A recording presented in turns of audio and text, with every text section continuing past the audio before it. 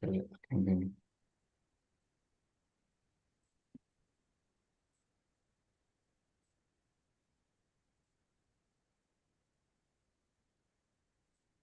so we're live on LinkedIn now. I'll put the link in the chat and can share with everybody.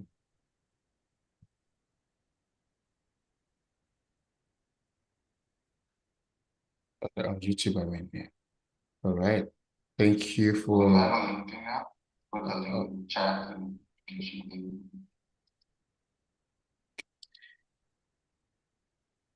all right. Thank you all for joining the session today. We have people on Zoom and more people will join us. And we're live on YouTube. And for some technical reasons, we couldn't get it going on LinkedIn. So we use YouTube today. So and we'll get going without further ado. So good day, everyone. My name is Dr. Mutala Sisi.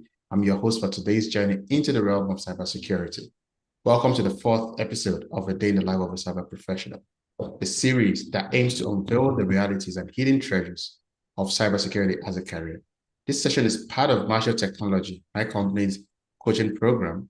The program is designed to elevate your cybersecurity career and serve as a stairway to unparalleled expertise and success. So, fasten your seatbelt as we walk through the journey of a day in the life of a cyber professional. And on today's episode, we have a trailblazer and a distinguished figure in the field of cybersecurity. She's one of Africa's most celebrated female cybersecurity leaders. She's an API security professional, a talent developer, an international speaker, and an author. And with an extensive background, Confidence is not only a thought leader, but also a dynamic speaker who effortlessly bridges the gap between technical expertise and accessible communication. We're honored to have you as a guest speaker today, Confidence. And you're very welcome, Confidence Staveley. Please join me in welcoming you. Thank you so much, Dr. Mokhtar. It's a pleasure to be here. Today, I'm really happy to have you on. Thank you. Thank you for joining us. And I would, before I tell everybody how we run the show today, I'll just give you a minute or two to introduce yourself. I know I tried, but I probably didn't do justice to it. I'll let you introduce yourself before we get going. Recording in progress. Thank you so much. I don't have so much to say. I would basically say that I'm generally described as the relatable cybersecurity leader because I'm able to break cybersecurity concepts, down to audiences of all types in a way that they can relate with the message I'm passing across and be able to take action. So my messages are usually relatable and actionable. I have a background in software engineering and a transition from just software engineering into cybersecurity. I did this during my master's when I was studying IT management. So I've always been in tech, literally, from when I got my first degree to my second till now, and I absolutely love it here. And one of my major passions as well is to bring more women into tech, into The master's cybersecurity. level. Yes. Okay, sorry about that. Yeah, it's just okay. Yeah, so that is a brief about me, and API security is a major point or an area in security that I'm very passionate about because it really just it helps. API security helps to keep the entire security landscape secure, given the role that API really plays in our ecosystem today, and given all of what digital transformation has happened in our ecosystem as well. Absolutely. Thank you. Wow. I knew I didn't do justice to it. So thank you for that introduction. I just got right into my first question. But before we start with questions, I just want to just a bit of housekeeping just to let everyone know how this is run. So the first 30 minutes, please, everyone mute yourself. Just let myself and Confidence here do the talking for the first 30 or so minutes. I have some questions prepared for her that would benefit everyone here. So she would answer those questions. And the last half hour will be open for any questions you have. And I can bet you will do justice to your questions. So just sit tight, hold on to those questions until the last hour of the session. So when you're ready, Confidence, we can get going. I'm ready. Perfect. Thank you. So my first question, as you actually started talking about it, is what is API? I know that's your passion. What is API security and why is it important? Why should we care about it? So before I can speak about API security, we need to first understand what APIs are. I like to describe APIs as the wait staff of the internet. And this is because, you know, the APIs will take sort of like the orders from the end user and then take it back to the keychain, like you would have a wait staff do, take it to the keychain. And this is exactly what service this user wants to consume. This is a sort of data the end user is submitting and, you know, needs to be processed or whatever the case may be. And then the backend server or any other backend architecture that you have then gets to process that data or fetch that service or provide that whatever that thing that user wants to really consume and then serves it back to the user. So the API, you know, increasingly, or APIs increasingly have become sort of like a conduit where data gets to pass through across a network in most enterprises. In fact, I like to describe APIs as the new network layer because just about every enterprise has a network of them, has so many of them from the experience I have.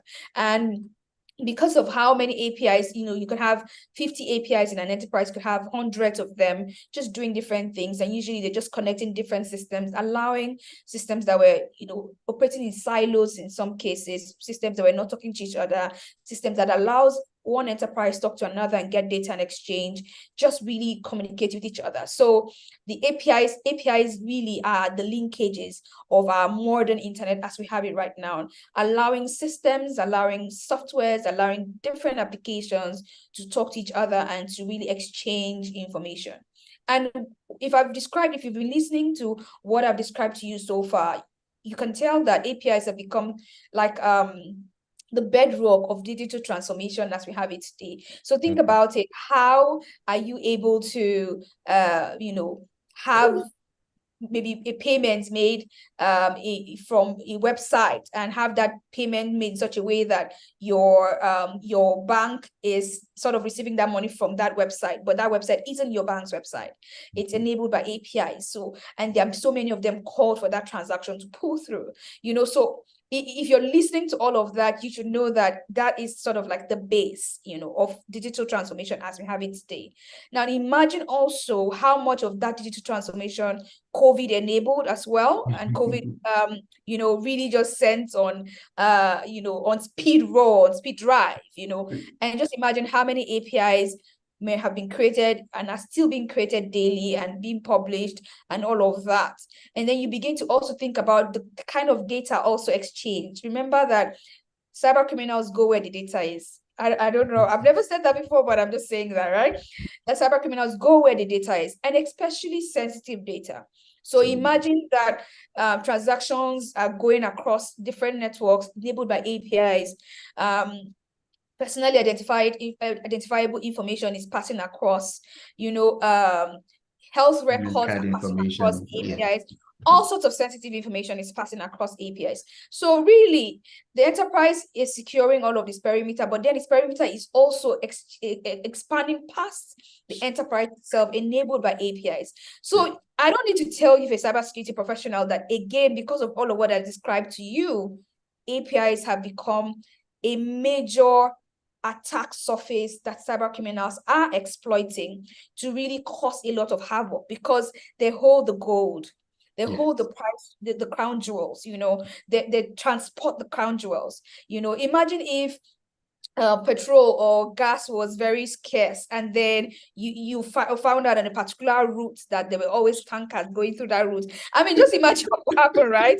So that's exactly what's happening with API security. Yeah, absolutely. And yeah, so API security then involves really just protecting APIs from malicious attacks or misuse, because that is bound to be something that gets to happen given all what I've explained so far. And because APIs are really crucial to facilitating communication between different software applications that ordinarily would not talk to each other. And that exchange of data and integration really just makes them really primary targets for cyber attacks. And so API security is really critical because it helps with data protection protection, for example, I've described, all of the sensitive data that gets to pass through APIs, right? I've spoken about, the fact that APIs help to provide services. So that means if cyber criminals are able to disrupt that, for example, it affects service availability. And one of the key tenets of cybersecurity is what? The CIA track, Exactly. And so if availability is hit, then the whole essence of security as a whole is really just compromised and brought to naught. So APIs are then targeted in this kind of attacks because they know that it's definitely going to impact business operations. Another key thing to also note is because APIs also manage, or rather APIs transport very sensitive data most times, they're also subject to regulatory standards. So securing them is not just a nice to have. API security is not just something that you do because you feel like doing it, but it's also necessary for legal compliance as well. So it's a must do. So, I mean, I could come at this topic from many angles as to why API security is important, but these are the three major things I just wanted to spotlight. Absolutely. Thank you. And I can't, and of course, any cybersecurity cannot argue with those. It just makes logical sense. Thank you for sharing that. And that definitely, you started with it. You started talking about the gas being scarce and all. That would take me to my next question, really, because you said all these things, and I agree with you 100%. Just to bring it home, can you give us some examples, like real life examples of how API security has impacted cybersecurity as a whole? I mean, the examples are so many, and without mentioning any of those that I've personally worked with, because of course, as cybersecurity professionals, you don't write on the things you've done. All the things you've seen, you skip it up, right? But absolutely. I've seen so many instances where API security not done right has led to very damaging data exposure. And like I mentioned earlier on, these APIs are, would I say, the pipeline of the digital world, right? They are like the plumbing. I think that's another way to really remember it. If you want to remember, I think about plumbing systems, right? That's exactly how I'd like you to also still remember API. So the plumbing system of the digital ecosystem right now is APIs. So think about it, and think about when, for example, the pipe breaks somewhere, or the pipe is emptying into somewhere it's not supposed to emptying into. And that's what I've seen a lot of times. So that emptying gets to happen with data being exposed. And I've seen APIs that they did not have authentication properly, authentication authorization not properly implemented. And that led to sensitive data being exposed, and sensitive customer data being exposed. Because remember that sensitive customer data is definitely one of the major crown jewels that any organization should protect. And so I've seen those lack of access controls really just bite organizations really in the back, and have customer data being exposed. I've also seen lack of API security leading to denial of service attacks, where systems are just overwhelmed with requests, and systems, just fall flat on their back. Remember, I said something about APIs being the wait staff of the internet. So imagine if you had a restaurant, and then in that restaurant, usually your restaurant would seat like 10 guests. And maybe and if you're in Nigeria, maybe this example you really just understand this example. So let's say the restaurant was seating 10 people, and then the NSAS protest happened on the routes of this restaurant, and all of a sudden you have about 200 people coming to the restaurant to eat. First, how would they sit? How would the chef be able to keep up with their orders? That is what gets to happen a lot of times. And I've seen how the wait staff of the internet, which we call APIs, become really overwhelmed, and then systems go down, systems are out of service, systems are not able to deliver business requirements or business activities. Remember also, as cybersecurity professionals, that our work is to enable the business, and securing APIs is also enabling the business, because if we do not secure APIs and there's a DDoS attack, like I've just explained to you, then the business will not be able to make money, and the business will lose money. And so that's what I've seen a lot of times as well, because if the attackers are able to overwhelm the APIs, then they're able to create DDoS attacks and overwhelm the systems, then the systems will be down, and I mean, they would have achieved their goals. So because APIs, again, link underlying systems. Don't forget that, because they link underlying systems. I've seen this happen a lot of times. And that very common one I really, really said is where attackers exploit API vulnerabilities to gain unauthorized access to those underlying systems I was speaking about. So let's say they're trying to access, say an IAM, for example. I've seen situations where it's from an API that has gotten to happen because authorization issues or access control wasn't well implemented. So I mean, there are many examples I have, but these are some of them that I think should be able to tell you the story around how API security gets to impact the business.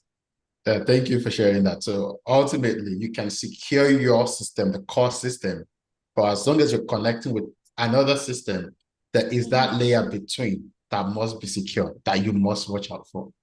Absolutely. It's a different world now where, oh yeah, I've got an isolated system and it's secure and fine. Everything is connected today. So you have to make sure that connection, you're keeping them safe and secure. Amongst just to add to what you just said there, I've also seen situations where third-party vendors or third-party service providers, become the source of these attacks, because really inherently APIs are designed to trust.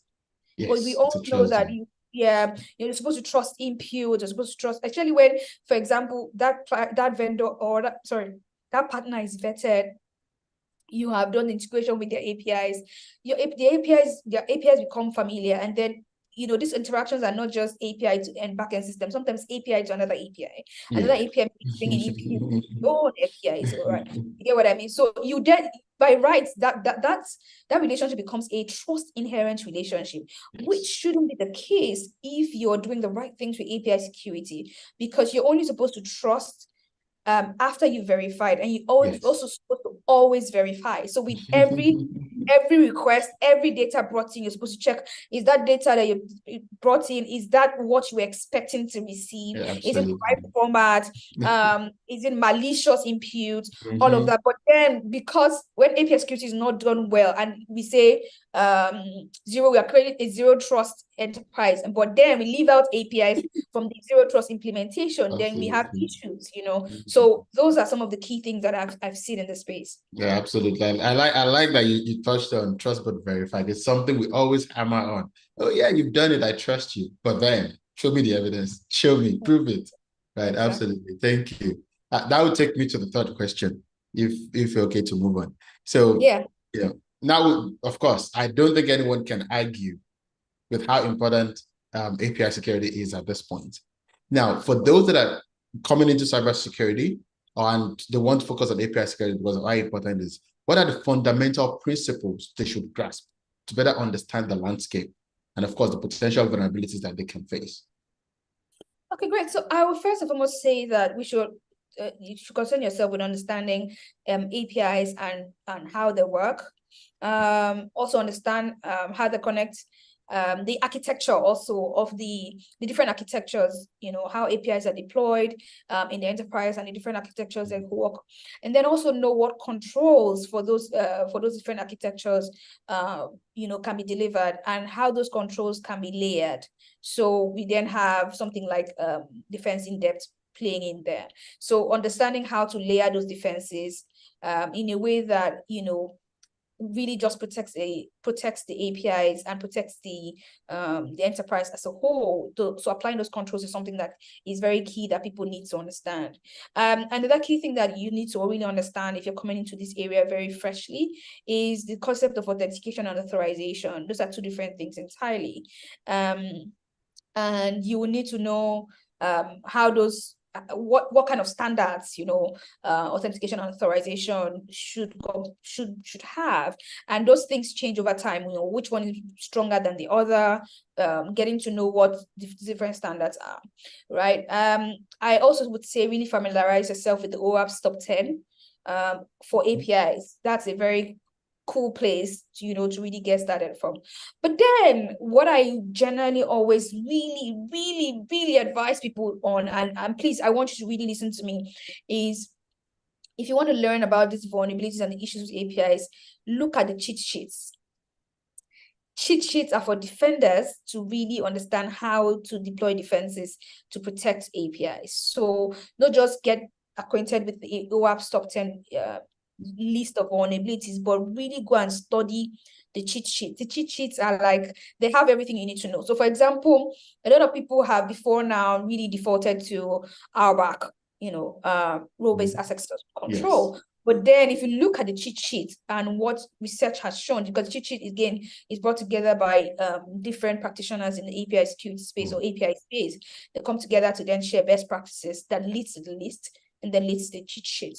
So it's been seen that ABAC is better than RBAC, right? Yeah. So you need to, with that cheat sheet, for example, you'll be able to learn more on why attribute-based access control is better, right? And how you should deliver it in a granular way. So that cheat sheet is where I believe that defenders are usually slacking on. You just know what the vulnerabilities are, but you're not deep diving to understand best practices around really protected API. So I would definitely say you should look at that. Another key thing I would say you should look at is really understanding API, understanding input validation and how to manage that. Remembering that in whatever you're doing with things around APIs and generally around security, you shouldn't over-secure, you shouldn't also under-secure. And I'm saying that in context of knowing the right controls for that business in a way that you're sufficiently providing security, in the context of that system, of that enterprise that you definitely serve in. So understanding how that applies, input validation, for example, applies, and how that can be implemented in a particular system that you're going to work with. So, for example, there are some organizations where certain characters are very key to how maybe they've been managing their records, and you wake up as a security professional and say, okay, that a particular symbol needs to be removed, rather than saying that they should just overhaul what the business has been doing and how the business has run. Maybe you can find other ways around, and this is where understanding input validation also really comes in. So understanding how that business runs, understanding how APIs then apply to it, and how you can secure it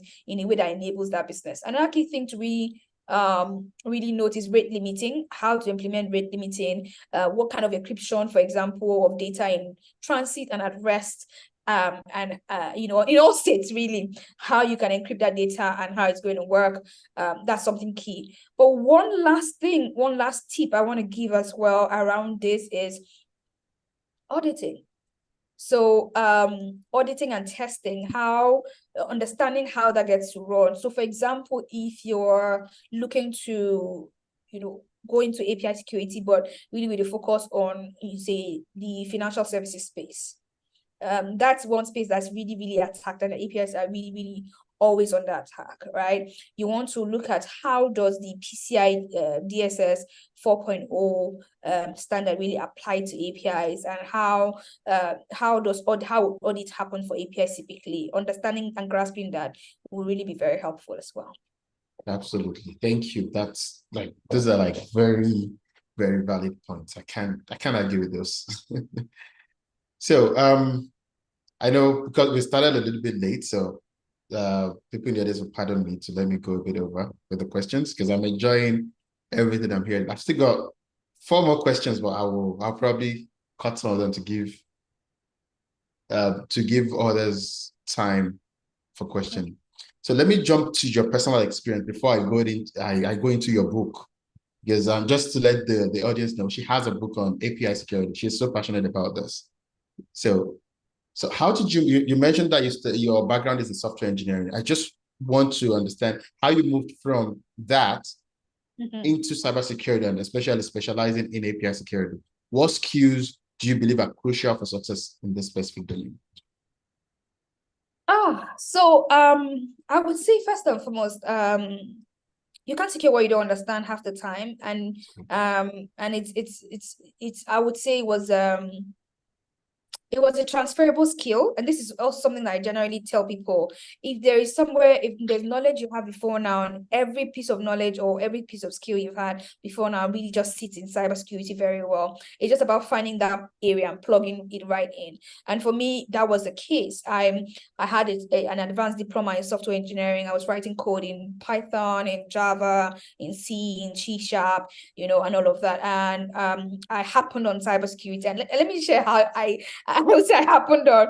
I was doing my master's in IT management, and the courses, the electives at the time were very similar to my first degree, which was in IT and business information systems. I've always wanted to be in tech, but also not just in the tech of doing, but also the tech of managing and the business of tech. So I've always wanted to have best of both worlds. So I've always taken things along those lines. And then, but during my master's, I just looked around and everything was very familiar. The only thing that stood out for me was cryptography. And then in my school, the cryptography module was taken with the School of Engineering. So I had to be going to the School of Engineering to take it. And it came off as, oh my God, it was going to be a very tough course. And I was like, okay, the people there, do they have two heads? It was just one head, like the one I have on top of my shoulders. Please bring it on. I'm ready for the challenge. And I went on to do cryptography, and I surprisingly loved it so much. I loved it so much that I made the lecturer my thesis supervisor. And so I did a thesis on automated I had automated security as my but that was for physical security as my thesis. So I built something back in the day that looks like Ring, like how the ring works, that somebody shows up and then motion sensors get to send and them, and then you get a thing on your phone that you're able to watch. So I was able to implement that. Nice. Yeah. But then it was just you coming like around my laptop, but it was just it was a thesis, I got to you could have that. And made commercial, have. Right? I should have. Like, I'm like, how did I throw that away? But that's just for another day. So but that whole experience, I was like, I really love cryptography so much. I got the guy to be my thesis supervisor, and we built a very good relationship. And then I just said, you know what, I want to be in cybersecurity, because that was what cryptography opened me up to, understanding encryption at a very, very crazy granular level. Like till today, if you wake me up, come and discuss encryption, I would solve it like the back of my palm, right? So and then I got the mentorship from that particular lecturer. Today, my lecturer actually is the head of the research, Wolverhampton Research Institute.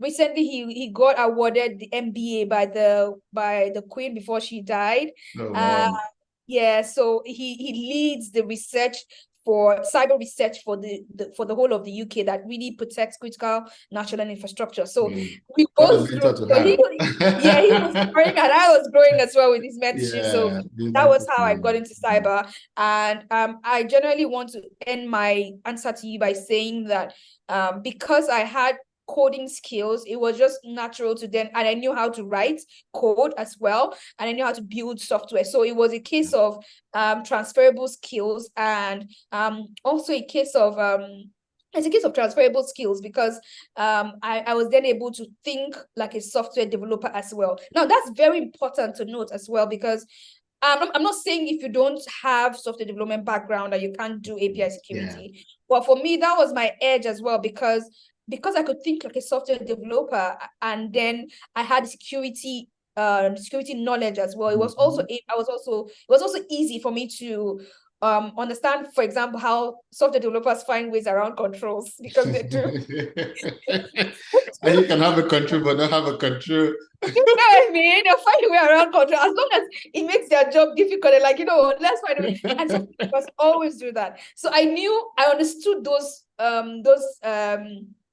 nuances, and so it's easier for me to also relate to developers, because I understand. But then I'm the security person, I'm a security champion here. So my influence will then be there on or rather be applying security or wearing the security lens every time. Yeah, thank you for that. And just to let you know this, of course, it makes sense to take that software development background to get into application security. Of course, API security, it makes absolute sense, 100%. And it's exactly what we preach, that if you are in tech already, you already have what it takes. You just need to understand how does security come into it. Because the people we have in our program, they either have tech, audit, or compliance background. We don't, not necessarily entry level. So thank you for sharing that. I guess it would boost some people's confidence. We have software developers in the audience actually. Oh, great. Oh, guys, sorry. I hope I didn't say anything to ruffle you a bit. But we know these things. We know these things. We know how it works, right? I'm sure they're like, she got us. She got us. Thank you for that. So let me touch on your book before I will. There are other questions, but I'll let the audience ask questions, and if you have time at the end, I'll ask the other questions.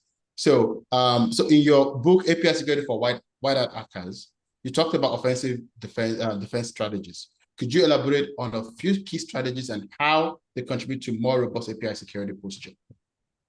Okay, so I touch on a couple of things, but I find that very interestingly, a lot of us are not doing a lot of threat modeling, and that's some really good proactive measures towards API security. It helps you anticipate potential attack vectors. It also helps you really design controls that are purpose-fit for your APIs to really mitigate threats. So if you're not doing threat modeling already, this book is something that I've put together that really would point of, really shine the light on that as well. Another key thing that I believe in as well is resourcing the people who actually build, software or build APIs to be able to at least run some sort of test on the APIs to find vulnerabilities before attackers can exploit them, right? So proactive penetration testing is also a key thing I really touch on in my book, not just for something that security team gets to do only, but as something that even developers will be able to run with and get to do, because by the time we're able to see more security shifting left, like we've been seeing in many times, right? We will get to build more secure tools, more secure APIs and all of that. So for me, those are some of the key strategies that I really touch on in my book. And very strongly as well, I touch on different ways that attackers can would I say tactics to help, close up and pretend to be something they're not, decoys that are put up to avoid being detected, as they go around, the network API. So really being able to find them and be able to spot them in the network, and also how automation could help or is helping attackers attack APIs is also a key thing that I get to signpost in my book. Absolutely. Thank you for sharing that. And for those looking to get a hold of your book, is there a place they can get it? If you can put a link in the chat, that would be good as well. As you're doing that, the floor is open. Questions. I'm sure people are like, okay, she's thrown a lot of things. Let me ask a few questions. So she's ready for you. She's ready to answer your questions. Tutu, I see your hand up. You can go first. Thank you so much, Confidence, for coming on this platform. I've actually been a fan of yours before before I saw that this was happening. So when I saw that this was happening, I'm like, nah, I gotta be here. First off, I think your book is available on the, what is it? It's available it's not available on paper. That was the reason why I haven't gotten it yet, but I'm waiting because I pre-ordered it already. I'm just waiting for it to show up. So my question is this. I'll focus. My question is this. So you talked about API cheat sheets. Where can we find those?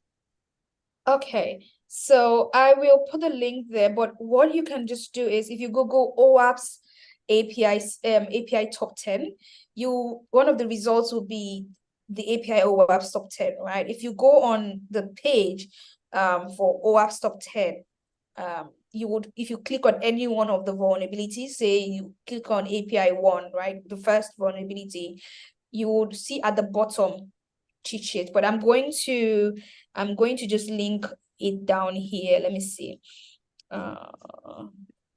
Okay, I'm going to link one of the cheat sheets, which is for authorization. Just put that here.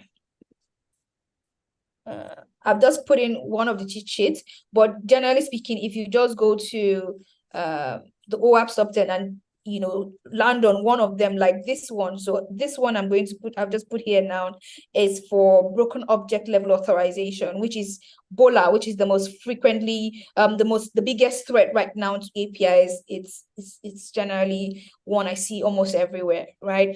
So once you go to one of the vulnerabilities, you can run through all 10 of them, and each of them at the bottom, if you scroll right down to the end, you will see something like under the references, you see authorization cheat sheets, right? You can also see a cheat sheet for automating authorization testing as well. So you find all of that at the bottom. It's very, very helpful. And if I was to add as well, if you look at maybe the CVs as well, sorry, CWEs, that also really just helps with understanding how that particular vulnerability gets to play out. Okay. Awesome. Thank you so much. Right, thank you. Okay, so the floor is open. I'm not sure we would get questions from LinkedIn because we're not able to go live on LinkedIn. And YouTube, I'm saying that the comment is not active. That is not very good. But for those in the audience here, please unmute and ask your questions. If you don't, I have more questions to ask. Oh, yes, we can hear you. Please go ahead. Oh, yeah. So my question is, you talk about as an app security person working with developers to ensure they get to put proper I don't know what term to use it in place to prevent proper control attacks. I think I'm just getting I'm still getting used to the terminologies. So now the problem is as a developer myself, I know how difficult it is to, I don't want to put it like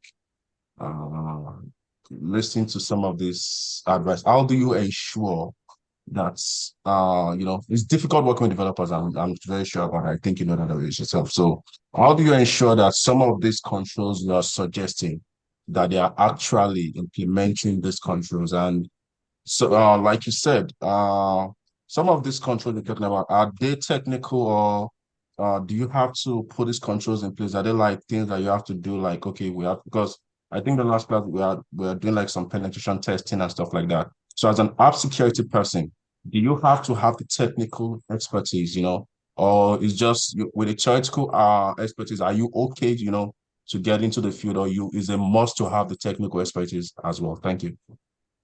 Thank you so much. I didn't catch your name. It's Udoka.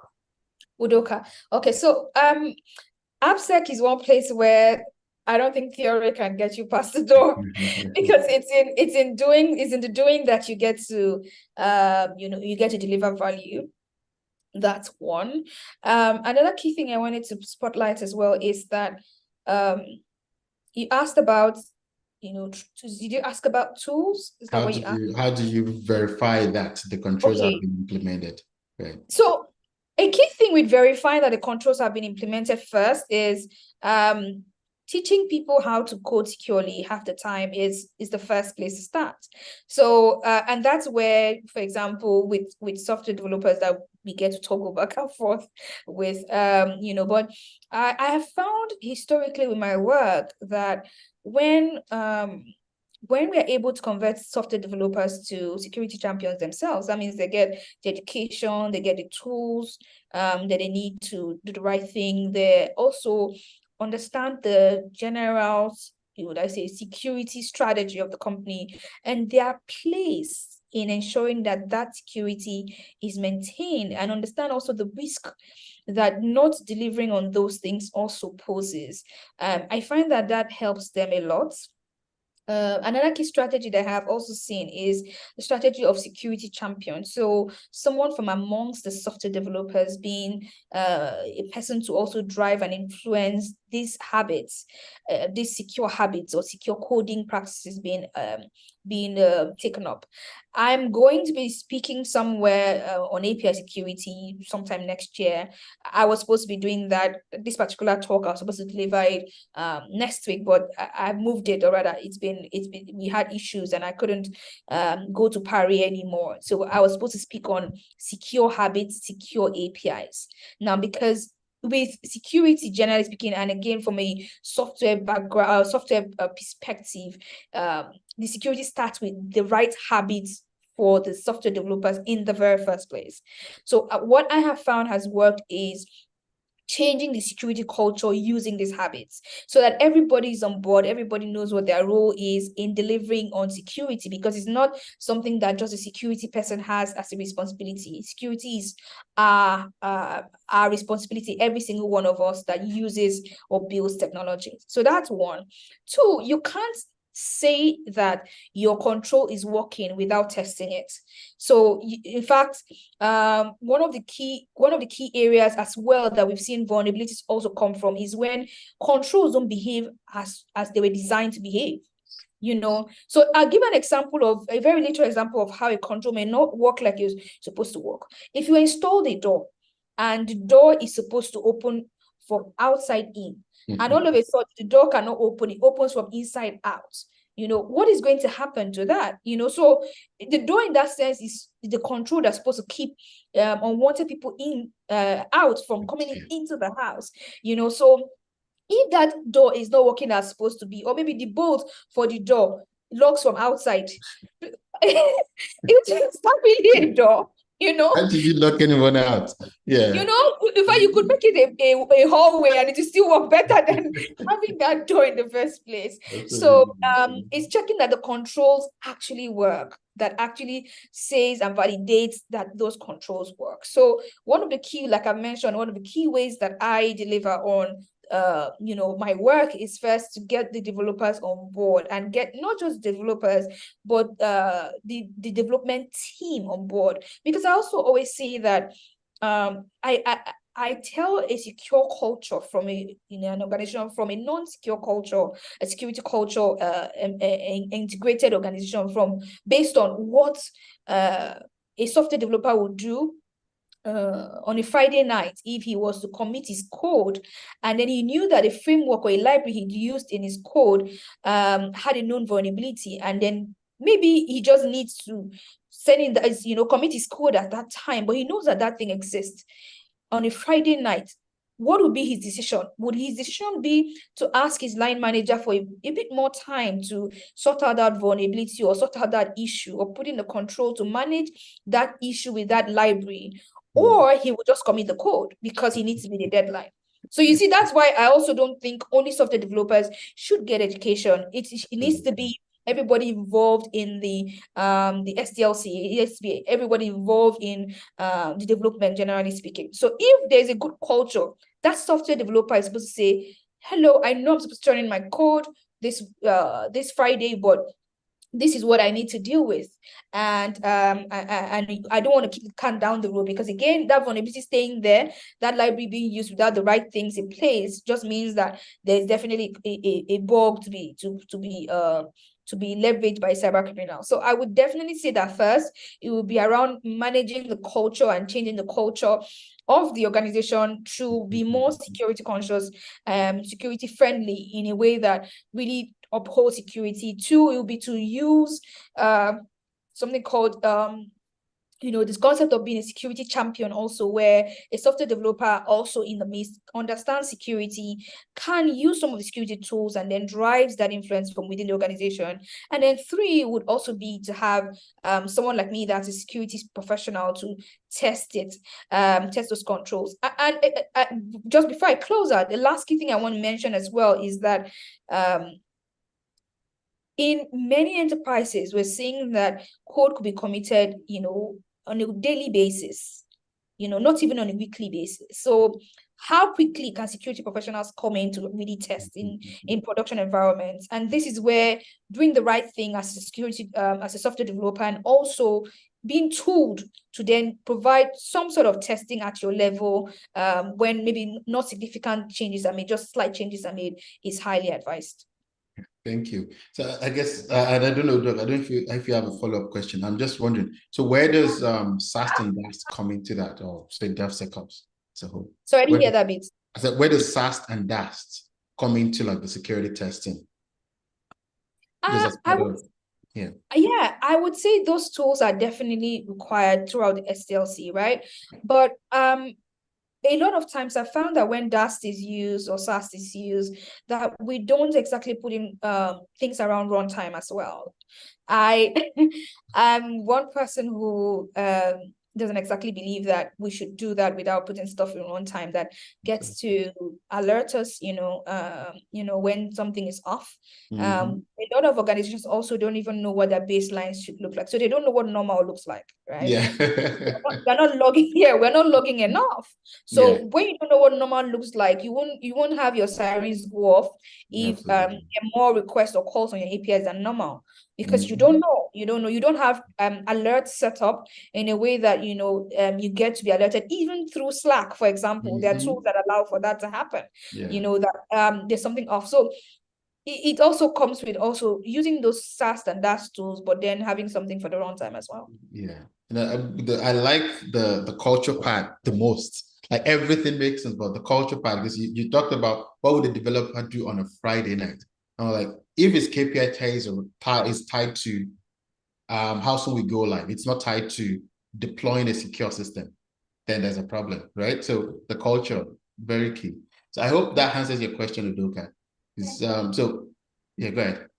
Yeah, so it actually does a bit, but I think you actually touched more on why I asked that question, which has to do with, you're working with a boss that's or like a company. It's just like, for instance, let's say I'm a military person. No military man will want to tell you I have a mental issue, whereas where they have it, you understand what I'm saying? But they don't want to talk about it. Why? Because they're talking about it like, so let's say, for instance, every time I try to, as a developer, I work in a company, every time I try to be security conscious, but every other developer or the boss doesn't care whether, just want to give it to me and, stuff like that. Because I was working with a company sometime, they have Indians they work with, and all the Indians does is they send the code and everything, and we have to start, going through doing some, but at the end of the day, what the boss just cares about is, okay, this stuff is working. The client wants this project now, just give it to the client. Now, you as a security person, how do you come in and ensure, because I don't know how to put it, because your job is tied to it. You understand what I'm saying? Which means if you don't deliver, you're going to lose your job. But at the end of the day, it tells about your reputation. Like, oh, if anything goes wrong, oh, this is the person that designed it. Then, but at the end of the day, nobody's going to know that you want to do this, but at the end of the day, they are not allowing you to do it. So how do you, how do you do the work around, with that? So thank you. Like that. I think I understand your question better now. A major workaround, I mean, there's no better workaround still going back to education, right? Yes. And for some of the very stubborn people that I've gotten to see, right, I just do demos, because I just do demos and I show examples. The thing is, people don't realize how close they are to how close they are to a cyber breach that brings them to their knees.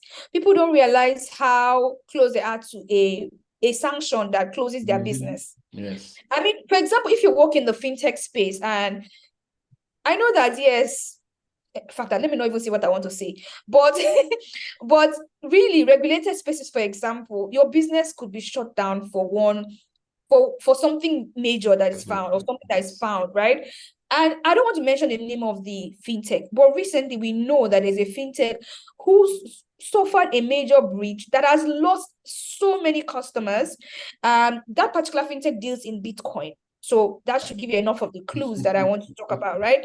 So, and till now they have not recovered from it. Yeah, that recently something was posted about them finding where some of the monies went to. But we know that these things are, those all of those things are sometimes a close shave. So what I do is I just educate decision makers and I show them with a demo, for example, how things can pan out. I show them also with from regulatory perspective, like I mentioned, API security is not a nice to have, it's a regulatory requirement. If you don't pass PCI DSS right now, your license is revoked. Like, do you get what I mean? So it's on the line right now. It's a business imperative.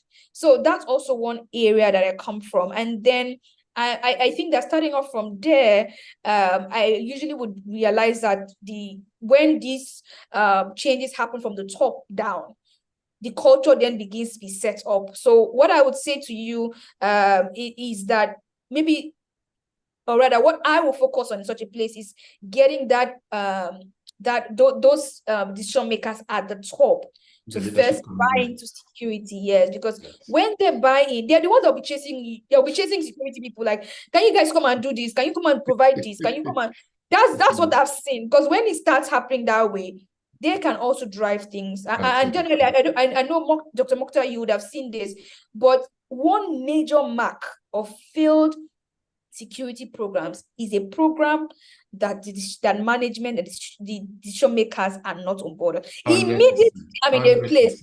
Yes, immediately in a place, and the decision maker is part of the program. I can tell you 100% of the time that security program works. 100%. It's interesting that you're saying that. I'm actually currently working with a client, and it's, again, compliance is a big deal. You see leaders, when it's compliance, they're all over the place. If you say security, sometimes they're not really bothered.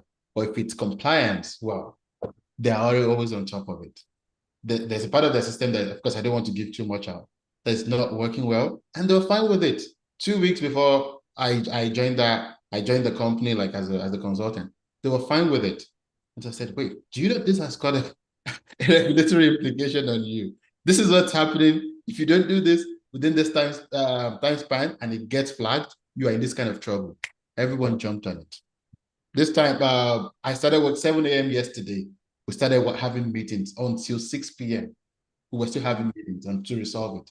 So that's when it's, especially if you can show them, like you said, the implication of not doing the right things, the leadership will jump on it. That you can be sure of. So thank you for that. Thank you for sharing. We have 5 minutes. Does anyone have another question? If I ask one last question.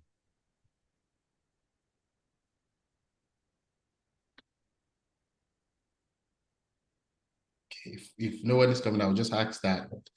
So my very last question for you on the show today, if another question comes, we might take it if you have time. So for those starting their careers in cybersecurity with relatable background, of course, the people on the call, they have relatable background. What practical steps would you recommend to gain hands-on experience in API security? So I would say that there's some platforms that are great and good things. Some of them are free. So if you look at, say, API Sec University, fantastic platform, provides some practical experience and all of that. You might also want to really check out, I think it's OAP's WebGoat. That's also one place that you can get your hands dirty on, because that's a intentionally vulnerable API that you can play with. And a couple of them like that. I think there's also Crappy as well. So find one of these vulnerable APIs, play with them, get to understand what the vulnerabilities are and all of that. So, but those are two major pointers that I would give. Perfect, absolutely. And API Invest, I think they even have a certification. I don't know if it's free or not. Oh, yeah. I know the certification is about $600, but you can do the whole trainings without, and it's all free. And it's also you still get something to say you had finished the course, So, but the exam, I think it's called CAPA. For the exam is $600, and then for that the exam is actually hacking APIs and walk through and be able to find the flags before you get that one. Yeah. That's really getting there. Okay, maybe one half question, not a full question. So now we've talked about the very technical side of API security. In your side, you're more on the management side, information security management. How do you work with API security or developers from a less technical side? Because in this case, you're not hands-on running tests, except maybe I'm wrong, you're more on the management side. How do you manage that? How do you work on that? strategy and all? I would say first of all, just putting in strategies around ensuring that the whole SDLC is secure. Putting in best practices around that would be something that I really get to play a major role in, and really plugging that into the overall strategy of because the API security strategy is supposed to be part of the overall strategy or security strategy of the organization. Just plugging that in is also a key thing I get to help with. And then education is also a major area that I get to help in. I mean, that has become a major strength for me, being able to communicate what these best practices are, being able to show how that gets to pan out. And another major place is also plugging in compliance as well. So we know typically most organizations have to comply to multiple standards, right? So you have some organizations having to comply to PCI, DSS, but then they also have the ISOs, they have GDPR, they have all these standards. So really plugging that into compliance also is an area that I play. Absolutely. Thank you for sharing that. Okay, we have 2 minutes. Any last questions before we say our thank yous and allow confidence to be on our way?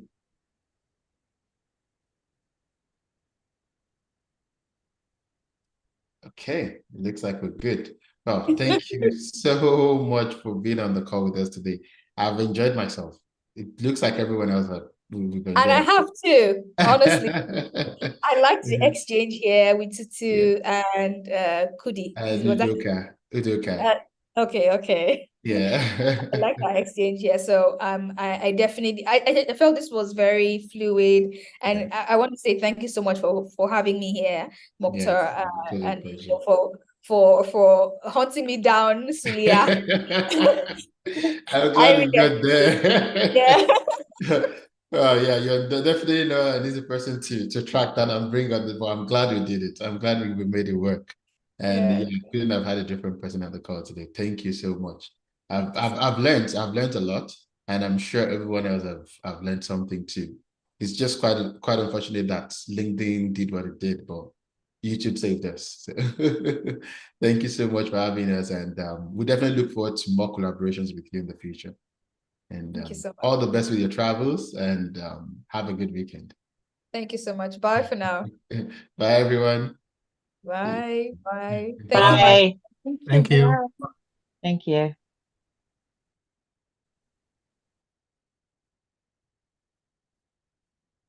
Mhm.